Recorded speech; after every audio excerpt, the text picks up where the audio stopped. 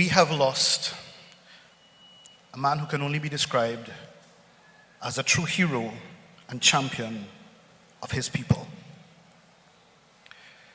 Gutted, lost for words, shock was how every single one of us felt when at some point in time on Saturday morning or any time over the weekend we would have received the harrowing news of Anil's passing.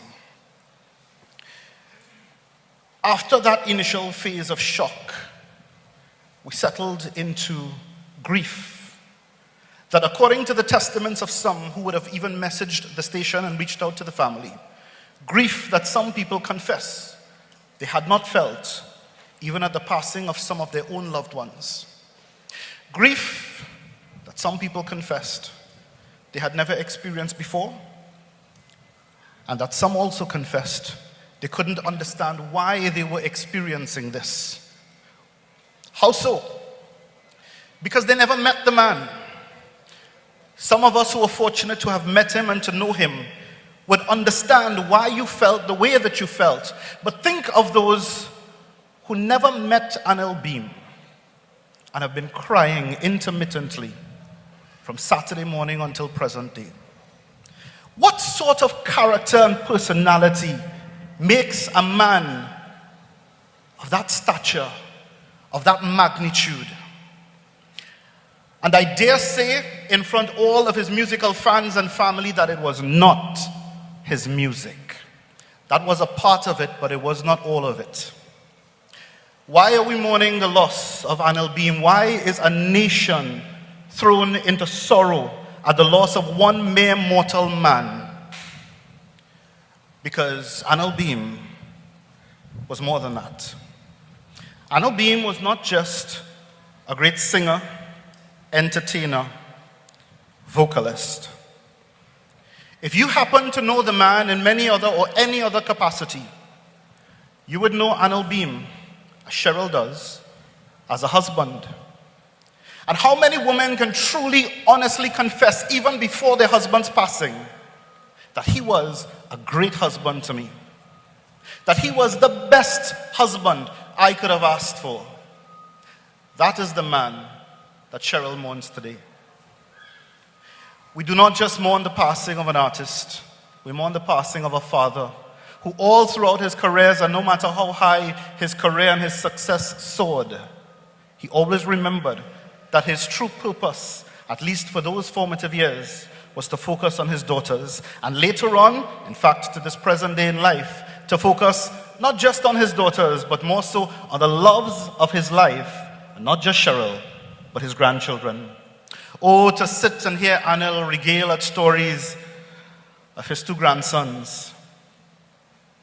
Some of us have experienced those conversations. But we mourn a man who was known and celebrated for his humility.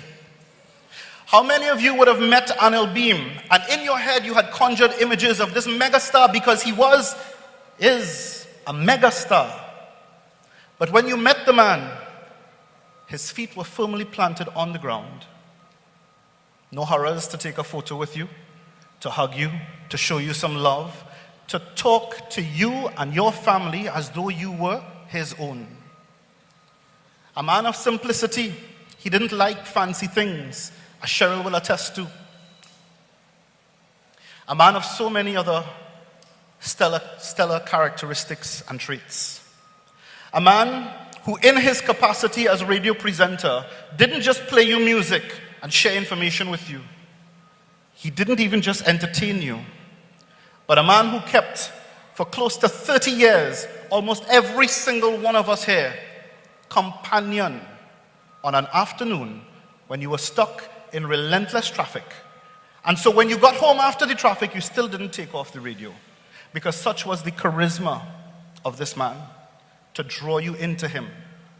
And to do that for 1 year, 2 years, 5 years, 10 is no easy feat, much less to continue to command your attention for 30 years.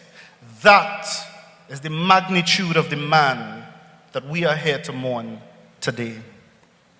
Now, I am not submitting to you that Anil Bheem was not without flaw or fault.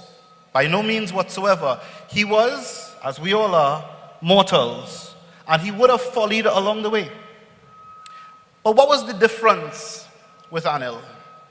The difference was that whenever Anil would fall out with you, it was always born out of his passion for something that he felt strongly about. And maybe you were on the other end of that spectrum. It was never born out of malice, hatred, or ill will. In fact, quite the opposite to that. It was always born out of love. And so on that note, ladies and gentlemen, I say to you today that today we do not mourn a man who sang great songs, although that is a major part of it. A man whose music connected us to our own divinity, to the Lord, to our family members, and whose music we rejoiced with and we grieved with. But I submit to you today that today we are all gathered here today to mourn the loss of the divinity that was Anil Bheem.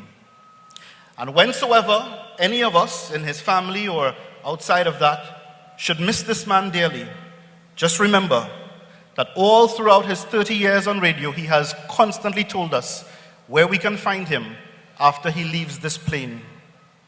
Remember that there is a spark of divinity within each and every one of us. And if you would like to connect to the divinity that is Anil Bheem, locate that divine spark in your own self, and everything will fall into place. Everything will be just fine. Everything will be just mellow. As he would say, love your TNT and the world. Anil Bheem, out.